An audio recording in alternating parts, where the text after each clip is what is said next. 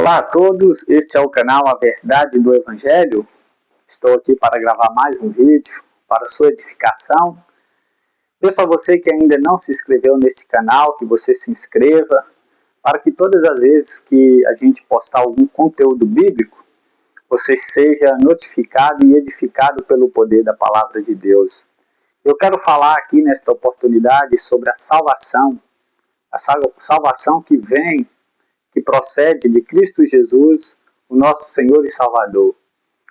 E Paulo vai escrever aos Romanos, no capítulo 3, no versículo 23, o seguinte: porque todos pecaram e destituídos estão da glória de Deus. Bom, o apóstolo Paulo vai dar o diagnóstico da humanidade diante de Deus. O seu diagnóstico, o meu diagnóstico. A nossa situação não é boa diante de Deus. A nossa condição diante de Deus é precária. Nós não estamos bem. A Bíblia diz que todos pecou, todos caiu. E por pecar estão distantes, estão separados da glória de Deus. Então a nossa situação diante do nosso Pai, do nosso Criador, não é boa. Nós estamos distantes do Senhor Jesus. E sem Ele não há vida. Nós estamos mortos espiritualmente. Porque a Bíblia diz que todos pecou, ou seja, nós recebemos do nosso pai, Adão, o nosso representante, o vírus do pecado. E esse pecado de Adão atingiu a cada ser humano que veio a existir após ele. E Paulo diz que todos pecaram. O mesmo apóstolo Paulo diz na Epístola de Romanos que não há nenhum justo sequer. Não há quem faça o bem, não há quem entenda. Então a situação, o diagnóstico do homem diante de Deus é uma condição lamentável. Você não é tão bem o quanto pensa ou o quanto parece. A nossa situação diante de Deus é assoladora, devastadora diante do Senhor. Paulo diz aqui, ele dá para nós o nosso diagnóstico, pois todos pecaram. Todos os seres humanos que existem são pecadores. E destituídos e separados, distantes do Senhor, estão distantes da glória do Senhor. Então o apóstolo Paulo, diante de Deus que é santo e justo, mostra a situação do homem, separação total. E o apóstolo Paulo vai falar as consequências dessa separação, as consequências desse diagnóstico que é triste, as consequências desse pecado, a qual recebemos e praticamos. As consequências estão no capítulo 6, no versículo 23 da Epístola de Romanos. Ele diz que o salário do pecado é a morte. Ou seja, por havermos recebido este pecado de Adão, nós temos agora um salário a receber, uma paga. E a Bíblia diz que o salário deste pecado é a morte espiritual. É a condenação da parte de Deus. Essa é a condição do homem. Esse é o salário que o homem merece. É justo Deus pagar o homem. Mas o seu pagamento é conforme o que o homem é, o que o homem recebeu de Adão. Nós recebemos o pecado, então temos que receber também o justo pagamento de Deus.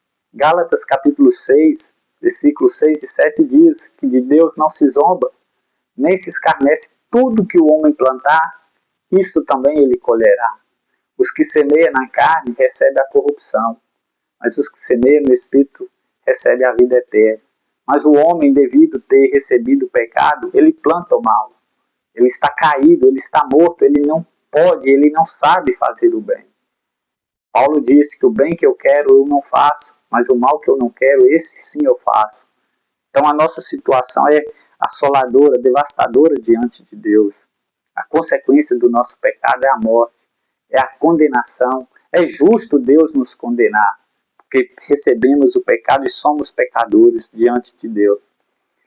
Mas para nossa alegria, o apóstolo Paulo também apresenta outra situação agradável, que é a solução para o homem. Ainda há uma esperança para o homem. ainda há para o homem uma esperança. Romanos 5:8. Mas Deus prova o seu amor para conosco, em que Cristo morreu por nós, sendo ainda nós pecadores. Então Deus vai usar de amor e misericórdia, enviando o seu Filho. Deus envia o seu Filho a maior prova de amor, para não deixar o homem nessa situação. Deus envia, ele prova o seu amor. É um atributo a qual Deus compartilha com o homem, o seu amor. Por isso que ele diz aqui, mas Deus prova o seu amor para conosco em que Cristo morreu por nós, sendo ainda nós pecadores. A solução é o amor de Deus em prol da humanidade, nos dando o seu Filho, nos dando tudo melhor que ele tem, nos dando Cristo. Então, em Cristo, há esperança para o homem. Em Cristo Jesus, a solução para o homem. Em Cristo Jesus, a solução para você. Você não pode morrer nos seus pecados. Você não pode receber as consequências drásticas da condenação eterna pelos seus pecados. Há uma solução. Cristo Jesus, olhe para Ele. Somente Ele é o mediador entre Deus e os homens. Em Cristo há salvação. Não há outra pessoa, não há algo ou alguém que possa pagar pelos nossos pecados, a não ser Cristo Jesus. Então Ele prova o seu amor, dando o seu Filho para conosco. E o apóstolo Paulo também, em Romanos, apresenta outra situação, que é a resposta do homem a essa solução. Qual é a responsabilidade minha? Qual é a responsabilidade humana diante do seu pecado, do seu diagnóstico, diante das suas consequências e diante da solução? Qual é a resposta? O apóstolo Paulo diz, em Romanos 10, versículo 9 e 10, ele diz: a saber, se com a tua boca confessares ao Senhor Jesus, e em teu coração creres que Deus o ressuscitou dos mortos, serás salvo, visto que com o coração se crê para a justiça, e com a sua boca se faz confissão para a salvação. Ou seja, a esperança, mas para que essa esperança faça sentido, tenha efeito sobre a sua vida, há uma responsabilidade que cabe a você, que cabe a mim, que é a nossa resposta.